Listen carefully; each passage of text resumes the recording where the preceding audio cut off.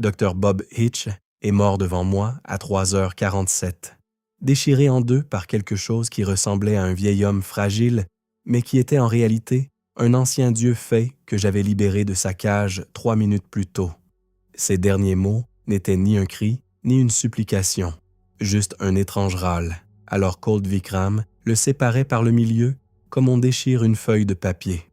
Le sang a éclaboussé les murs en béton du sous-niveau 3 dans un motif qui ressemblait presque à des ailes.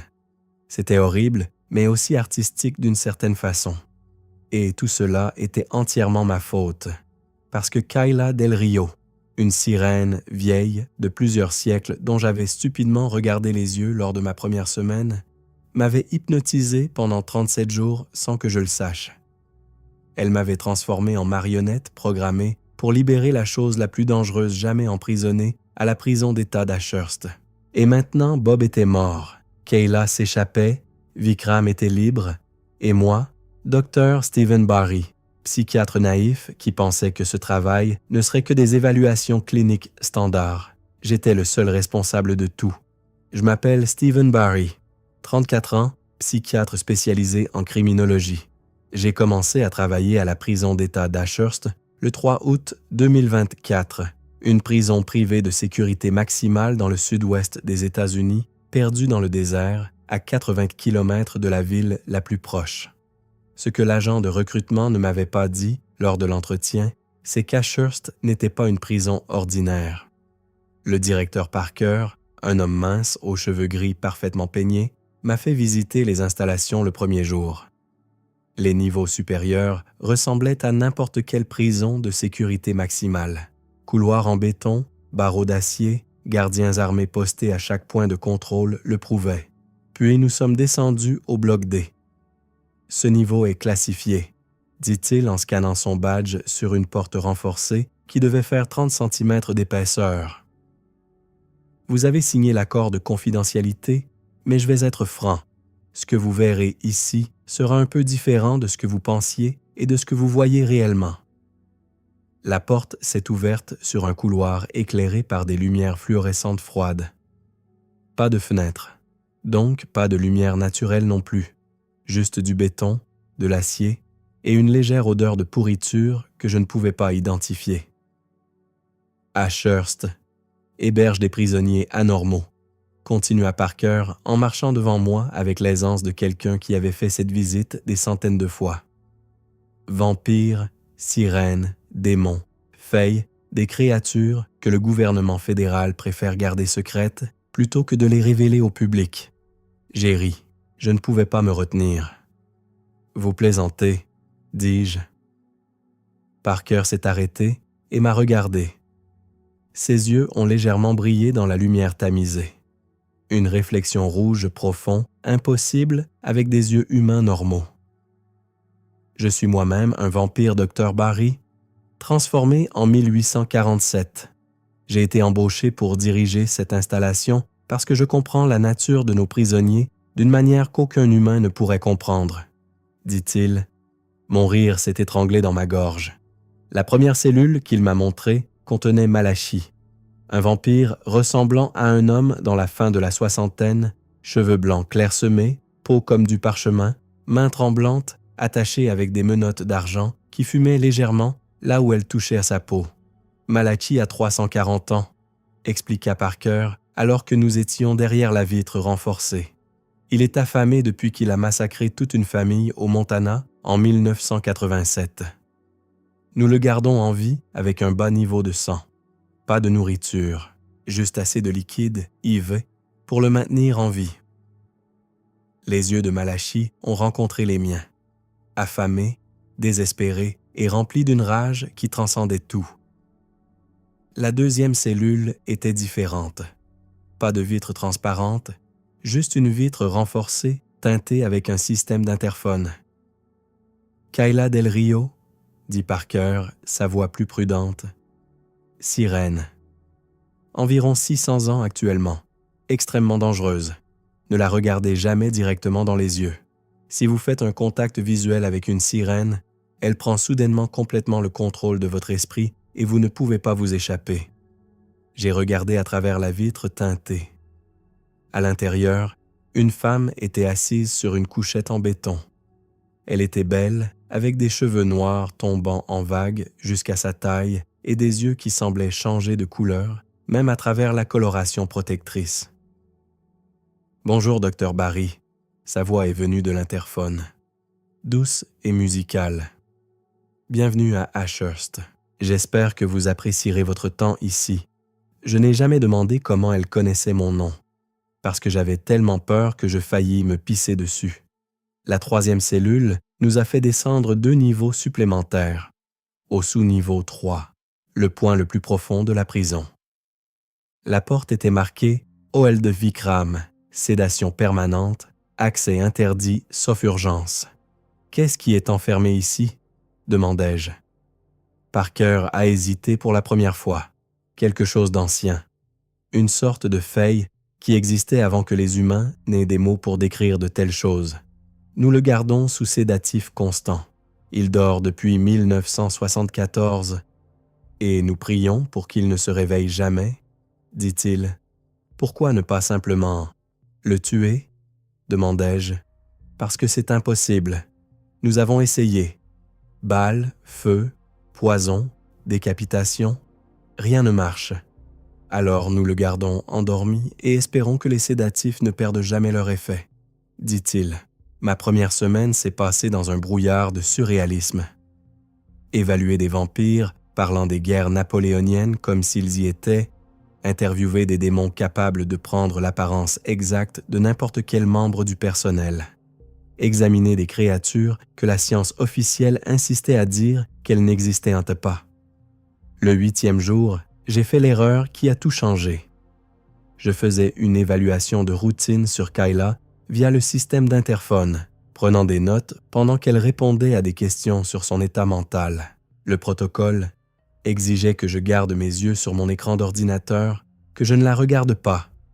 Parce que comme Parker l'avait dit, si je faisais un contact visuel avec elle, ne serait-ce qu'une fois, mon esprit serait complètement capturé et contrôlé par elle. Mais elle a dit quelque chose d'intéressant, une observation remarquablement perspicace sur la psychologie humaine. Et instinctivement, j'ai levé la tête pour voir son expression en parlant. Nos yeux se sont rencontrés à travers la vitre teintée. Juste une seconde. Peut-être 2. Puis, j'ai cligné des yeux et regardé ailleurs, me souvenant de l'avertissement de Parker. « Oups », dit Kayla doucement. « Je pense que vous avez oublié la règle numéro 1, docteur. » Je ne me sentais pas différent. Je ne me sentais pas contrôlé. Changé non plus. Juste. Normal. « Je vais bien ?» dis-je, ma voix sortant ferme. Le contact était bref, si tu le dis. Son sourire était doux et compréhensif. 4 jours plus tard, quelqu'un avait laissé un message dans la cellule de Malachi. Un message qui pouvait libérer Malachi pour toujours. Personne ne savait comment. Les systèmes de surveillance n'ont rien montré. Aucun membre du personnel n'a admis être entré dans sa cellule. Mais quand les gardiens ont fait leur ronde à 6 heures, ils ont trouvé une note griffonnée sur le mur de sa cellule avec quelque chose ressemblant à du sang séché. Il y a un défaut dans les menottes. Appuie vers le bas, puis tourne à gauche. Tu seras libre. Cet après-midi-là, à 14h30, Malachi a brisé ses menottes. Les caméras de sécurité ont tout capturé. Le vieil homme, fragile, bougeant soudain avec une vitesse surnaturelle, attrapant la première infirmière qui entrait pour un contrôle IV. Le craquement de son cou qui se brisait résonnait dans l'interphone. La 2e infirmière a essayé de s'enfuir. Malachi l'a attrapée aussi avant qu'elle n'atteigne la porte. Parker est arrivé en moins de 3 minutes avec des armes chargées de balles en bois. Il a tiré 5 fois sur Malachi, poitrine, épaules, abdomen, abattant le vampire affamé avant qu'il ne prenne plus de vie. 2 morts, un prisonnier surnaturel maîtrisé. Et la question jamais résolue, qui avait envoyé le message? 6 jours après l'incident Malachi, Ferris s'est échappé. Ferris était une sorte de démon. détenu depuis 2019 pour avoir massacré 14 personnes dans une église au Colorado. Les démons pouvaient copier parfaitement n'importe quelle forme humaine tant qu'ils l'avaient vue au moins une fois. À 22h15, Marcus Webb, technicien de morgue travaillant au bloc D, a scanné son badge et est entré dans la zone de détention.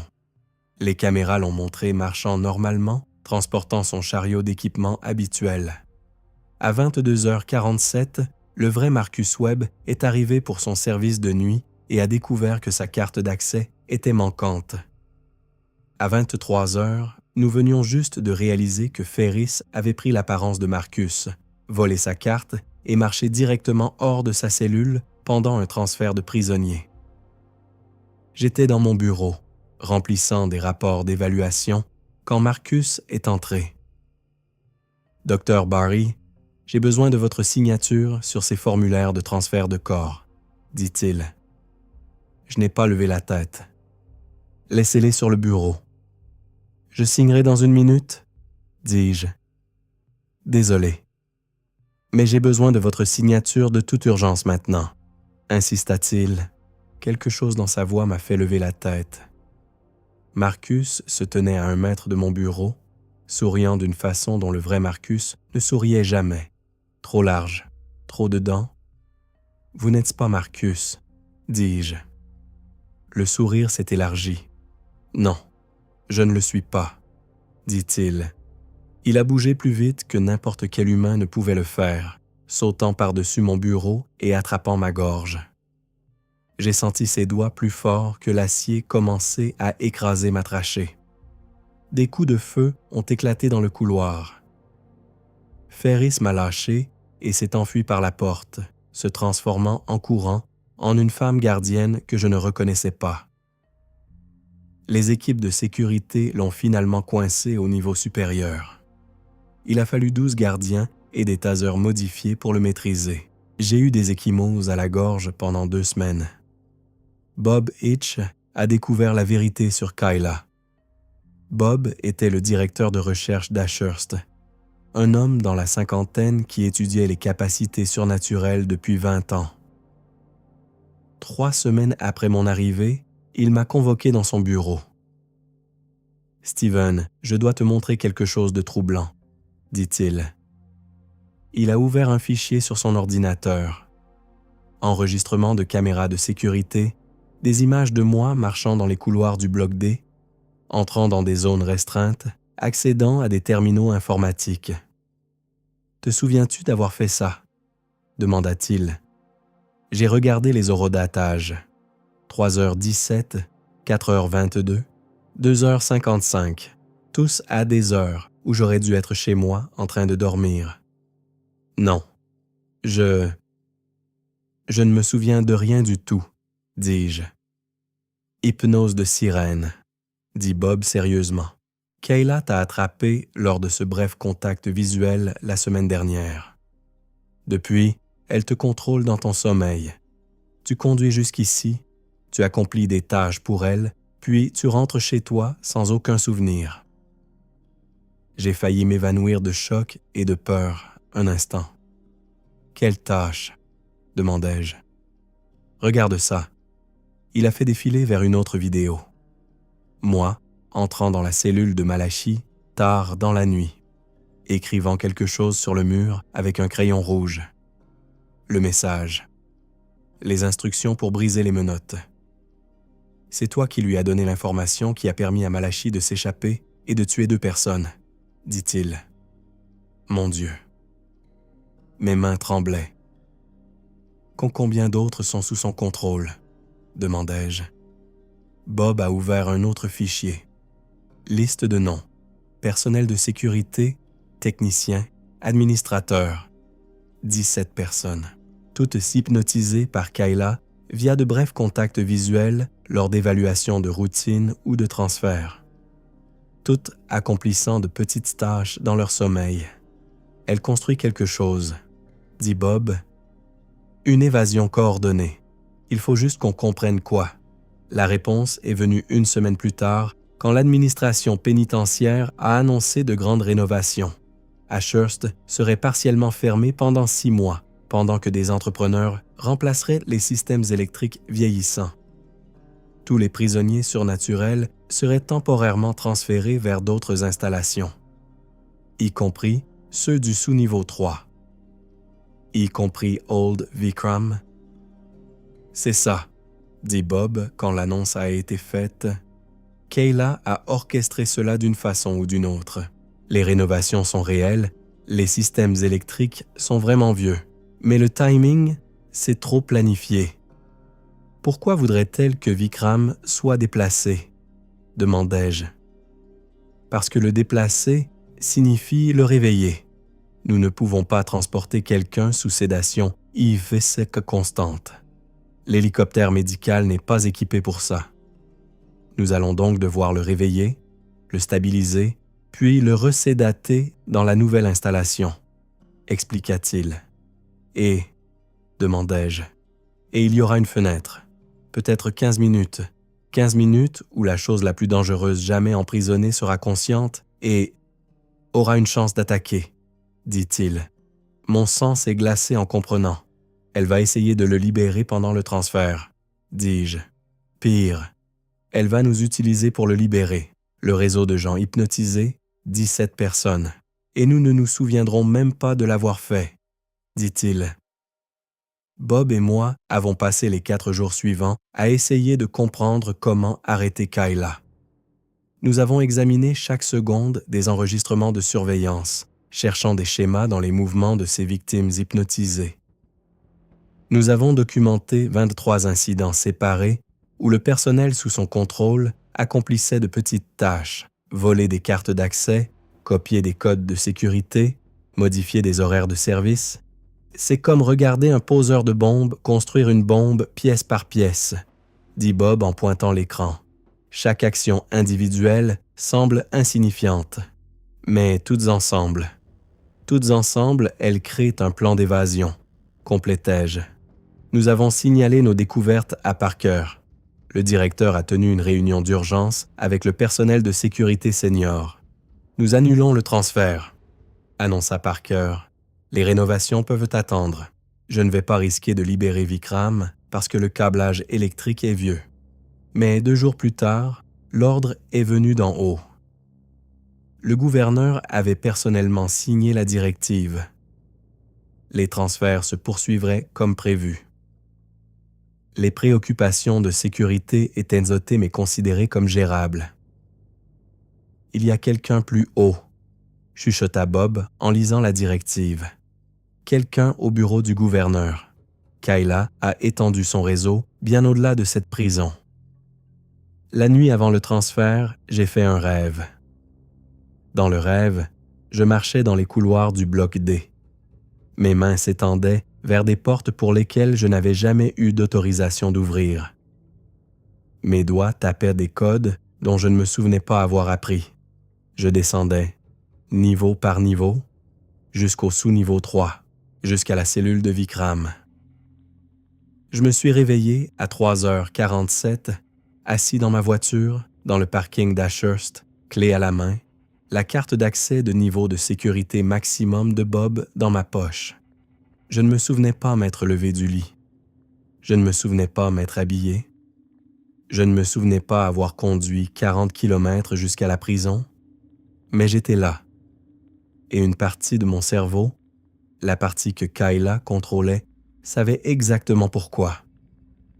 J'ai immédiatement appelé Bob. Elle m'a fait venir ici. Je suis dans le parking. J'ai une carte d'accès de sécurité maximum. Je ne me souviens pas l'avoir prise, dis-je. Mon Dieu. Steven, ne bouge pas. Je serai là dans 25 minutes, dit-il.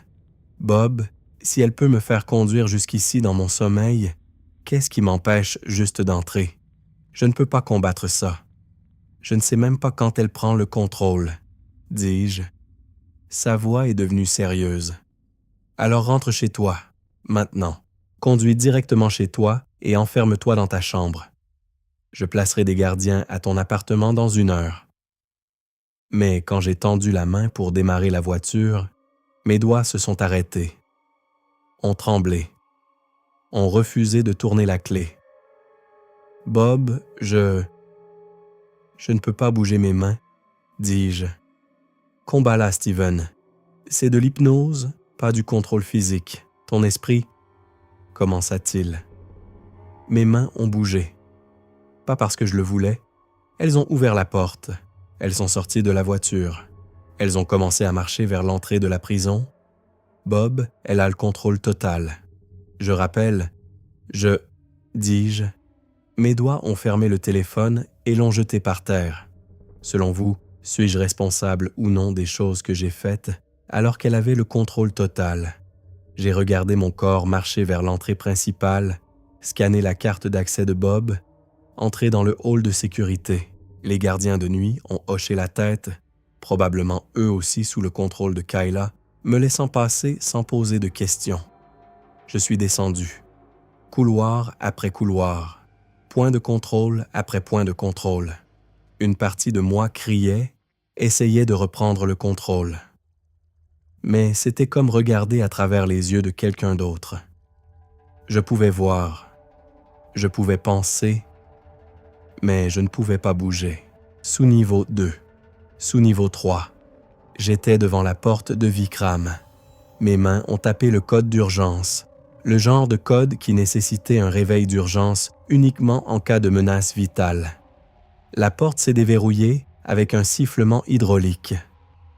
À l'intérieur, Old Vikram était allongé sur une table médicale, connectée à 3 IV différentes. Les sédatifs circulaient dans ses veines depuis 50 ans. Il ressemblait à un vieil homme fragile, peut-être 80 ans. Chauve, peau comme du papier froissé. Mais ses yeux, même fermés, semblaient y vibrer avec quelque chose d'ancien. Mes mains ont commencé à retirer les IV. « Steven, arrête !» cria la voix de Bob. La voix de Bob a éclaté depuis le couloir. Il a couru dans la pièce, paniqué, essayant de me tirer loin de Vikram. Mais j'étais plus fort, ou plutôt, Kayla me rendait plus fort, repoussant Bob avec une force que je n'avais pas normalement. Il a heurté le mur. La dernière IV est sortie. Les yeux de Vikram se sont ouverts. Pas humain, même pas proche de l'humanité. Il brillait avec une lumière qui ne venait d'aucune source naturelle, or et vert, et des couleurs sans nom. Sa bouche s'est ouverte. Quand il a parlé, sa voix a rempli la pièce comme un tonnerre silencieux. J'ai fait des rêves forcés pendant 50 ans. 50 ans vécus avec des chaînes chimiques. Il s'est assis, se déplaçant avec la grâce fluide de quelque chose qui n'avait jamais vraiment été humain. « Qui m'a réveillé ?» demanda-t-il. Mes lèvres ont bougé. Pas mes mots. Les mots de Kayla transmis à travers moi. Moi, Kayla Del Rio. Nous avons un accord ancien. Je t'ai libéré du sommeil. Maintenant, libère-moi de ma cage, dis-je. Vikram a tourné sa tête, trop loin, un angle qu'aucun coup humain ne pourrait supporter, et a regardé directement dans mes yeux. Et à ce moment où nos regards se sont croisés, quelque chose s'est fissuré. Le contrôle de Kayla a faibli un instant. Juste une seconde. Assez. Je me suis retrouvé avec le contrôle de ma propre bouche. « Non !» hurlai-je, ma vraie voix éclatant. « Ne fais pas d'accord avec elle. Elle va t'utiliser pour s'échapper et ensuite... » criai-je. Mon corps s'est figé à nouveau. Kayla avait repris le contrôle. Mais Vikram avait entendu. Ses yeux anciens se sont plissés, examinant la bataille qui se déroulait dans mon esprit. Intéressant. L'humain se bat contre le contrôle de la sirène. Tu es fort petit, psychiatre. Il s'est levé de la table, peut-être 1,80 m, mais il semblait remplir toute la pièce. Dis-moi, Stephen Barry, si je te libère du contrôle de Kayla, que m'offres-tu en retour? Demanda-t-il. Les mots ont jailli de ma bouche avant que Kayla ne puisse les arrêter. Ta liberté. Tu me libères de son contrôle. Je te libère de cette prison. Nous quittons tous les deux cet endroit. Selon vous, à quel point était-ce logique de faire un accord avec cette créature? Dis-je. Steven, non. Bob criait depuis le coin où il était tombé.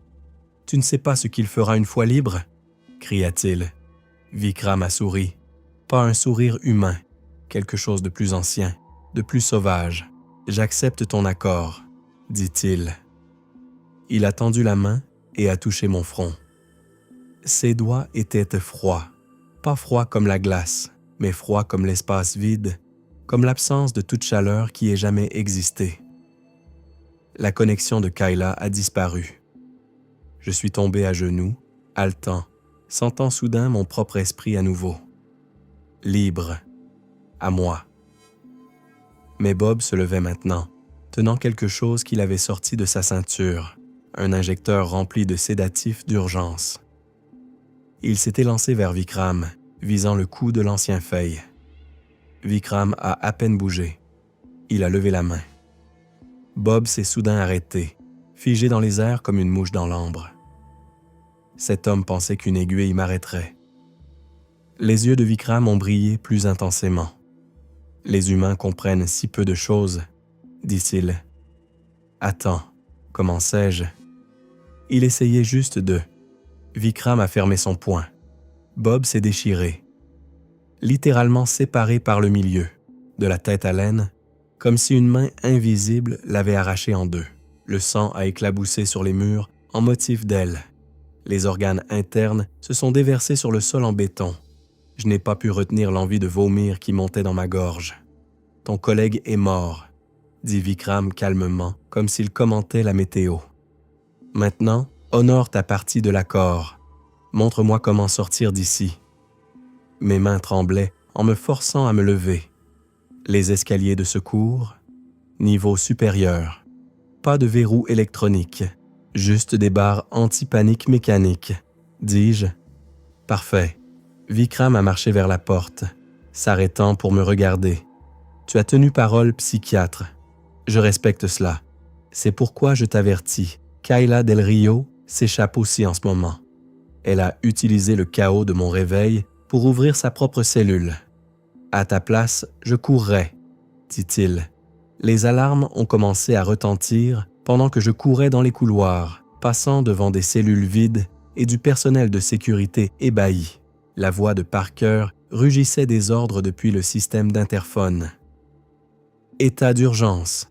Tous les prisonniers surnaturels sous protocole d'urgence. Vikram et Del Rio libres. Je répète, code noir, criait-il. J'ai atteint le niveau principal juste à temps pour voir la porte de sécurité extérieure se fermer. À travers la vitre renforcée, j'ai distingué deux silhouettes disparaissant dans le désert nocturne.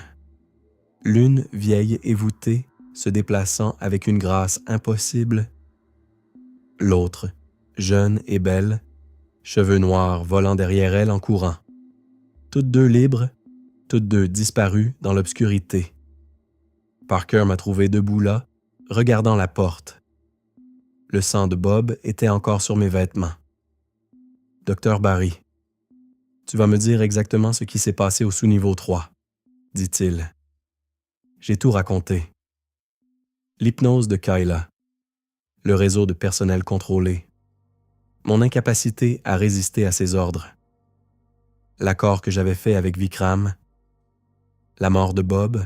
Quand j'ai fini, Parker est resté silencieux pendant un long moment. « Tu sais ce que tu as libéré, n'est-ce pas ?» demanda-t-il. « Je sais, » répondis-je. « Vikram est peut-être la chose la plus ancienne et dangereuse jamais emprisonnée. Et Kayla a maintenant sa pleine liberté et aucune restriction, » dit-il. « Je sais, » répétai-je, mais je ne savais rien. Parker a éteint son enregistreur. Officiellement, Bob Hitch est mort en essayant d'empêcher l'évasion. Tu étais sous contrôle mental et ne peux être tenu responsable de tes actions. Le gouvernement fédéral va classifier cela et tu seras transféré à un autre poste, dit-il. Officieusement, demandai-je. Les yeux rouges du vampire m'ont examiné. Officieusement, tu as commis la pire erreur qu'un humain puisse faire. Tu as cru pouvoir négocier avec quelque chose d'ancien. Et maintenant, deux des entités les plus dangereuses du continent sont libres, dit-il. 3 mois plus tard, j'ai commencé un nouveau poste dans une clinique psychiatrique normale à Denver. Pas de vampires, pas de démons, juste des humains avec des problèmes humains. Mais chaque nuit, je vois Kayla dans mes rêves, ses yeux changeant de couleur, son sourire trop absurde. et je me demande, suis-je vraiment libre? Ou une partie de son contrôle reste-t-elle endormie, attendant le bon moment pour me réactiver? Le FBI a lancé des alertes pour Kayla Del Rio et John Doe. Sujet surnaturel extrêmement dangereux. Aucune trace de l'un ou l'autre n'a été trouvée. Parker a appelé une fois, 6 semaines après l'évasion. Il y a eu des incidents, dit-il, dans une ville du Nouveau-Mexique. 12 personnes ont disparu en une nuit. Des témoins mentionnent une belle femme aux cheveux noirs posant des questions sur quelque chose appelé les anciennes voies. Puis au Montana, tout un village, 47 habitants, tous retrouvés dans leur jardin regardant vers l'est, sans aucun souvenir des 3 derniers jours. Kayla, dis-je. Probablement. Mais le Montana, ça pourrait être Vikram. Maintenant qu'il est libre, nous ne savons vraiment pas ce qu'il veut ou ce qu'il peut faire, dit-il. Que pouvons-nous faire? Demandai-je. Le rire de Parker était amer. Priez qu'il décide de ne pas travailler ensemble. Une sirène qui peut contrôler des armées entières et un ancien feuille avec une puissance de niveau divin. S'ils unissent leurs forces, dit-il. Il n'a pas fini la phrase parce qu'il n'y avait pas besoin. Personne ne voulait prononcer ce qui arriverait après cette union. Certaines nuits, je me réveille avec le goût du sang de Bob. D'autres nuits, je vois les yeux anciens de Vikram dans mes rêves, brillants avec des couleurs qui ne devraient pas exister. Mais la plupart du temps, je vois Kayla dans mes rêves, me souriant à travers la vitre teintée, disant qu'elle savait dès le début que j'allais la libérer. Chaque action que j'ai prise, chaque décision que j'ai prise, était exactement ce qu'elle voulait que je fasse. Note trouvée dans le journal personnel du docteur Stephen Barry, daté du 15 décembre 2024. Aujourd'hui, j'ai vu une femme dans le café en face de ma clinique. Cheveux noirs, un sourire absurde sur son visage. Elle me regardait depuis la fenêtre. Quand j'ai cligné des yeux, elle était partie. Était-ce Kayla? Ou suis-je paranoïaque? Le FBI dit qu'elle était à des milliers de kilomètres. Mais les sirènes sont des créatures patientes. Elles vivent des siècles. Elles peuvent attendre. Et parfois, tard le soir, je sens encore ses yeux sur moi, regardant, attendant, se demandant quel autre service je peux rendre, quelle autre entité ancienne je peux libérer, quelle autre chose impossible je peux faire sans même m'en souvenir. Bob est mort parce que j'ai regardé dans les yeux de la sirène. Vikram est libre parce que j'ai fait un accord que je ne comprenais pas. Et quelque part, dans ce vaste pays, Kayla Del Rio sourit, parce qu'elle sait quelque chose que je ne sais pas encore, que cette histoire a commencé bien avant mon arrivée à Ashurst, et qu'elle ne se terminera pas tant qu'elle n'aura pas obtenu ce qu'elle veut vraiment. Quoi que ce soit, avait-il écrit. Dr. Stephen Barry vit maintenant à Denver, appliquant des protocoles psychiatriques standards. Il ne peut pas dormir. Il se sent constamment contrôlé.